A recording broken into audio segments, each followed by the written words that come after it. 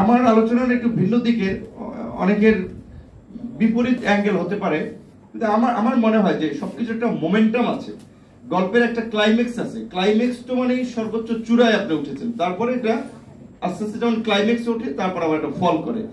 তো নির্বাচন বর্জন একটা মোমেন্টামে নির্বাচন বর্জন করে, কিংবা অসহযোগ আন্দোলন আমরা যেটা লাস্টে করেছিলাম, যে যখন আন্দোলনের একেবারে তুঙ্গে, সেই সময় আমরা সবকিছু বিচ্ছিন্ন করে দেওয়ার জন্য অসহযোগ আন্দোলন করি।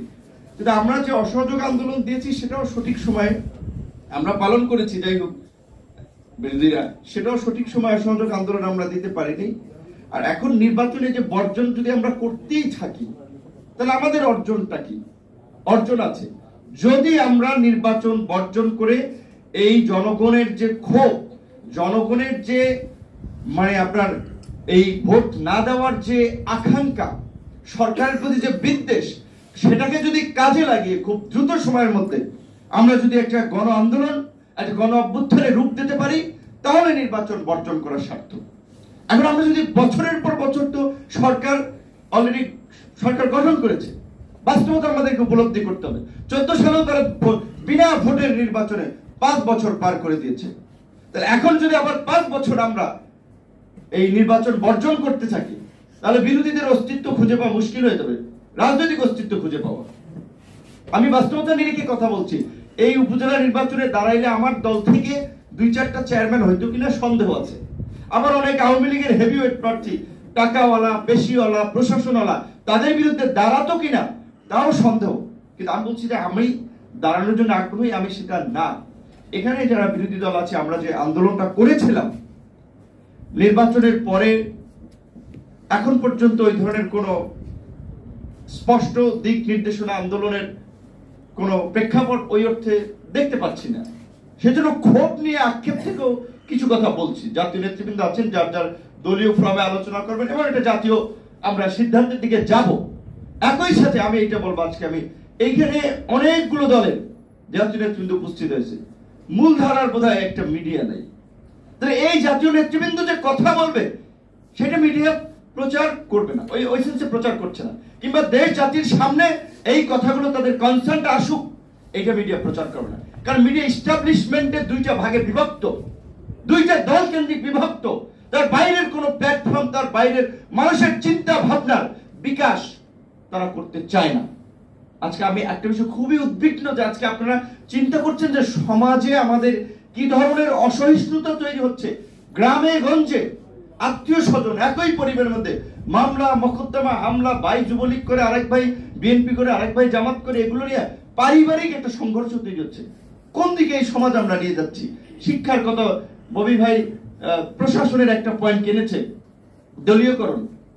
প্রশাসন শিক্ষা প্রতিষ্ঠানগুলোর মধ্যে যান, খুব আফসোস লাগে, খুব কষ্ট হয়। ঢাকা বিশ্ববিদ্যালয়ের ছাত্র অনেকে বলে ঢাকা বিশ্ববিদ্যালয় বাংলাদেশের এই করেছে, বাংলাদেশ সৃষ্টি করেছে, অনেক অহংকার।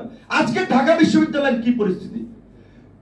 যুক্তরাষ্ট্রের মতো যেখানে রাষ্ট্রীয় পলিসি তাদের ইহুদিবাদকে সমর্থন করা, ইসরায়েলকে প্রোটেক্ট করা, সেখানের বিশ্ববিদ্যালয়ের ছাত্ররা, শিক্ষকরা আন্দোলন করছে প্যালেস্টাইনের স্বাধীনতার পক্ষে। ঢাকা বিশ্ববিদ্যালয়ের শিক্ষার্থীদের ব্যানারে স্বতঃস্ফূর্তভাবে, স্বপ্রণোদিত হয়ে ঢাকা বিশ্ববিদ্যালয়, রাজশাহী বিশ্ববিদ্যালয়, চট্টগ্রাম বিশ্ববিদ্যালয়, বিভিন্ন বিশ্ববিদ্যালয়গুলোতে দেখেছেন ছাত্র একটা র্যালি বের করেছে। আমার আমাকে বলে, ভাই তুমি কি করলা, তুমি ছাত্রদের নিয়ে আন্দোলন করো। আমি তো এখন ছাত্র না, 5 বছর আগে ছাত্র, তো আমি কি আদৌ বই হবো ক্যাম্পাসে বইরা থেকে? টাকসুর বিবেচ 19 সালে মাস্টার শেষ হয়ে গেছে, তারপর আমি ক্যাম্পাসে পড়ে থাকবো কেন? তো আজকে ছাত্রদের এই অবস্থা বলছে, যেখানে যুক্তরাষ্ট্রের মতো বিশ্ববিদ্যালয়গুলোতে এই অবস্থা হয়, সেখানে আমাদের দেশে কোনো প্রতিক্রিয়া নেই। এখন আমরা বিচার বিভাগের দিকে যদি তাকান, বিচার বিভাগ এখন ভিন্ন মত, ত্রুটি চেপে ধরার জন্য আইনকে ব্যবহার করছে। বিচার বিভাগ অনেক ক্ষেত্রে হস্তক্ষেপ করছে, আমাদেরকে ঘোরাচ্ছে আদালতের বারান্দায় বারান্দায়, লাঞ্ছিত করছে, অপমান করছে বিরোধী দলের নেতাদের। বিচার বিভাগ নিয়ে কথা বলতে পারবেন না। আছে কিছু এই দেশে বিচার বিভাগ, যেখানে একটা প্রধান বিচারপতি বলে যে রায় আসে বঙ্গভবন, গণভবন থেকে, কার্যত এত সুশীলগিরি করে লাভ নাই। উকিলরা করবে আদালতে, যে হুজুর হুজুর বলতে বলতে মানে অবস্থা কাহিল হয়ে যায়। আদালত, শিক্ষা প্রতিষ্ঠান বলে, প্রশাসন, একটা জায়গা নাই। তো আমার সর্বশেষ একটা আতঙ্কের জায়গা হচ্ছে রাশেদ প্রধানকে দেখে। তার বাবা কিন্তু অলওয়েজ ভারতের বিরুদ্ধে একটা বারুদ ছিল, যেই কারণে যেই দলের সাথে আন্দোলন করেছে তারাও এমপি বানায় নাই। কারণ ভারতের কনসার্ন যে এইরকম লোককে সংসদে পাঠানো যাবে না, বেশি প্রতিষ্ঠিত হতে দেওয়া যাবে না। তো তার আজকে আমাদের জন্য একটা good luck. All over the country সব লোকজন আজকে ভারতীয় আধিপত্য এবং আগ্রাসনের বিরুদ্ধে জেগে উঠেছে, সারা বাংলাদেশে প্রতিবাদ করছে। যেই কারণে এই দেশের ভারতীয় এজেন্টরা, ওই যে আমাদের ভাই সীমান্ত হত্যা নিয়ে প্রতিবাদ করতে গেছে, আওয়ামী লীগের পান্ডারা বাঁশ নিয়ে, আমি দেখেছি ভিডিওটা, বাঁশ নিয়ে তাকে পিটাইতে গেছে। চিন্তা করছেন, ভারতের বিরুদ্ধে কথা বলতে গিয়ে আওয়ামী লীগের পান্ডারা ভারতীয় গুন্ডা হয়ে এখানে তারা বাঁশ দিয়ে পিটাইতে যায় এই দেশের মানুষকে। একটা এক্সপিরিয়েন্স আমার আছে। 2019 সালের 17 ডিসেম্বর ভারতে যখন এনআরসি সিএ নিয়ে আন্দোলন হয়, আমরা ইউনিভার্সিটি থেকে তার সলিডারিটি এক্সপ্রেস করে একটা প্রেস বিজ্ঞপ্তি ঢাকা বিশ্ববিদ্যালয়ের রাজু ভাস্কর্য আমরা জাস্ট পাঠ করেছি ইংরেজিতে, যে ওখানের জওহরলাল জেএনইউ থেকে শুরু করে আপনার জামিয়া বিভিন্ন ইউনিভার্সিটি আন্দোলন করছে তার সংহতি রেখে ছাত্র এটা ইয়ার জায়গা থেকে, সেইখানে আমাদের উপরে হামলা হয়েছিল।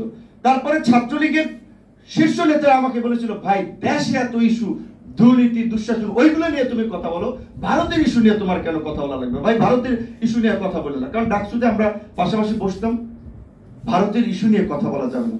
তো আমার এইখানে কনসার্নটা, উদ্বেগটা, শঙ্কাটা, যে আজকে যুক্তরাষ্ট্রের পরিস্থিতি দেখতে পাচ্ছেন, যুক্তরাষ্ট্র সারা বিশ্বে একটা সভ্য, উদার, গণতান্ত্রিক, সারা বিশ্বের মোড়ল হিসেবে পরিচিত। সেই যুক্তরাষ্ট্রে আজকে বিশ্ববিদ্যালয়ের শিক্ষকদেরকে এই আপনার কনই দিয়ে পুলিশ নিচে চাইপা ধরছে। তো এখন অনেকে বলছে যে তাই এইটা তো মানবাধিকারের লঙ্ঘন হচ্ছে, এটা তো ব্যক্তি স্বাধীনতার, বাক স্বাধীনতার নাই, যুক্তরাষ্ট্রের সংকট তৈরি হচ্ছে। তো যুক্তরাষ্ট্র তার স্বার্থের জন্য, ন্যাশনাল ইন্টারেস্টের জন্য তার নিয়ম নীতি রীতিনীতিকে ধূলিসাৎ করতে পারে। ঠিক একইভাবে ইসরায়েলের জন্য করছে, এটা কিন্তু যুক্তরাষ্ট্রের জন্য না। আজকে ভারত যদি, যেভাবে এই দেশে ভারত বিরোধী সেন্টিমেন্ট তৈরি হয়েছে, আজকে আওয়ামী লীগকে যদি বলে গুলি করে গুম করে শেষ করে দাও ওদেরকে, আমার মনে হয় শেখ হাসিনার সরকার ক্ষমতায় থাকার জন্য প্রয়োজনে তাই করবে। তাই আজকে আমার এই ববি ভাইয়ের এই জন্য আলোচনার টপিকটা খুবই ভালো লেগেছে, এবং এই জন্য বলছি যে ঘুরে দাঁড়ানোর জন্য আমাদের চেষ্টা করতে হবে। ঘুরে দাঁড়ানোর কোনো বিকল্প নাই। ঘুরে দাঁড়ানোর রাস্তা আছে দুইটা। এক, জনগণকে নিয়ে রাস্তায় ধারাবাহিক আন্দোলনের মাধ্যমে গণ অভ্যুত্থান গড়ে তোলা। আমার দৃঢ় বিশ্বাস এই এস্টাবলিশমেন্টের প্রতিষ্ঠিত রাজনৈতিক নেতৃবৃন্দ ব্যর্থ হয়েছে জাতির প্রত্যাশা পূরণে।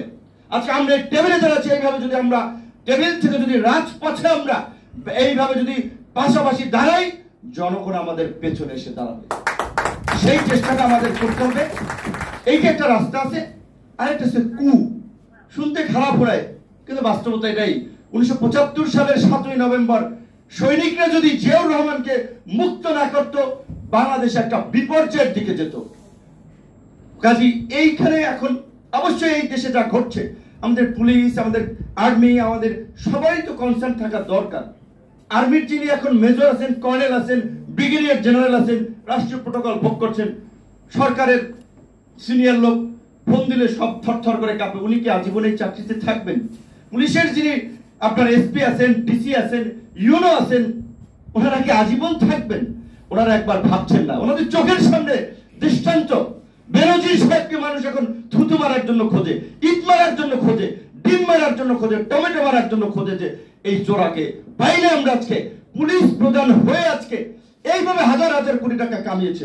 বিরোধী দলের নেতাদের অনেককে ডেকে টর্চার করে সম্পদ আপনার লিজিং কোম্পানি লিখে নিয়ে গেছে। অনেক উদাহরণ আছে, কিন্তু মিডিয়া আসছে না, মিডিয়া লিখবে না, কারণ পুলিশ প্রধান ছিল সেই সময়, এখন টুকটাক লিখছে।